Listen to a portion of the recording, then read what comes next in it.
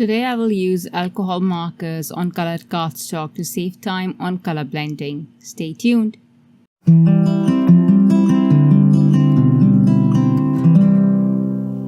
Hello and welcome to Creative Coloring with Iram. Today I have a festive and very easy to replicate card to share with you, made much easier with a change or two. This is quite relaxing and you can definitely color a ton of these catching up on your favorite show. I will use the Poinsettia Cluster 3D embossing folder today for my project. I have already gone ahead and embossed a panel out of red cardstock. This cardstock is from my own stash, so it doesn't match the alcohol markers from Altenew. So normally when we use colored cardstock, we don't have to use as many shades of a color family for alcohol markers. But as my cardstock doesn't match the shades of alcohol markers, I will use just a few to cover the entire cardstock color. If you leave it for a bit, the alcohol marker pigment dries and settles and it doesn't matter anyway. So you will be able to see how many colors you actually need. So I would suggest trying out different shade of artist alcohol markers on a separate piece of cardstock before actually coloring the panel. So your colors could very well be different than mine. I started by adding the darkest color, grapevine, and then vineyard berry. After this, velvet, then ruby red, heartbeat, and then coral bliss. Ruby red and heartbeat are pretty close, but heartbeat is a little bit vibrant, and as I said before, you don't have to add all of these. I just wanted my red to be a little bit more vibrant, more festive. It's a bit on the dull side, and that's the only red I have.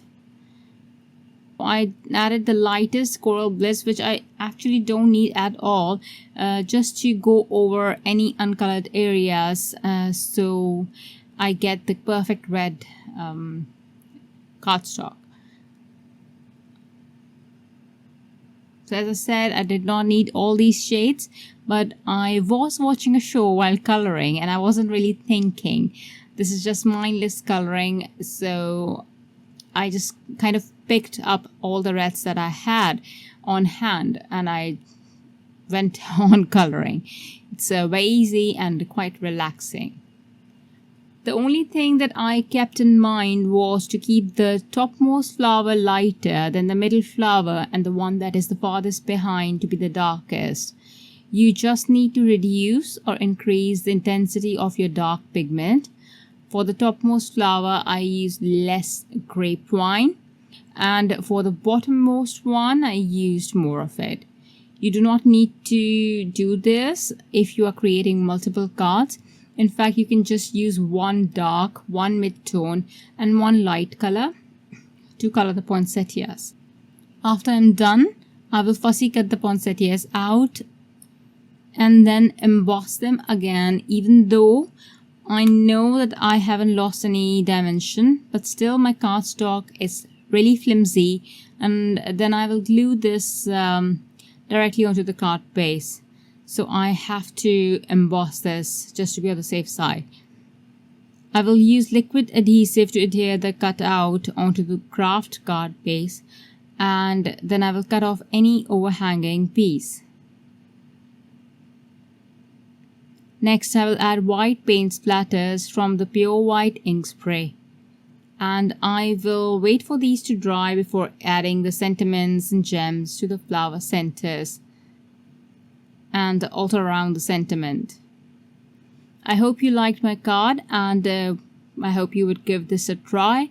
If you don't like fussy cutting, don't do the fussy cutting. Just add marker detail on monochrome cardstock. I believe a monochrome cardstock will add more of an impact. I'm just a fan of red and craft and I wanted to use that. Thank you for watching. Bye.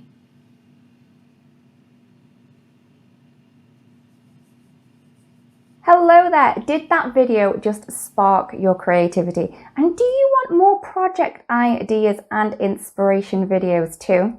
Well, if you do, please make sure that you subscribe to the Altenew YouTube channel. Also, make sure that you do click that notification bell so you don't miss a video.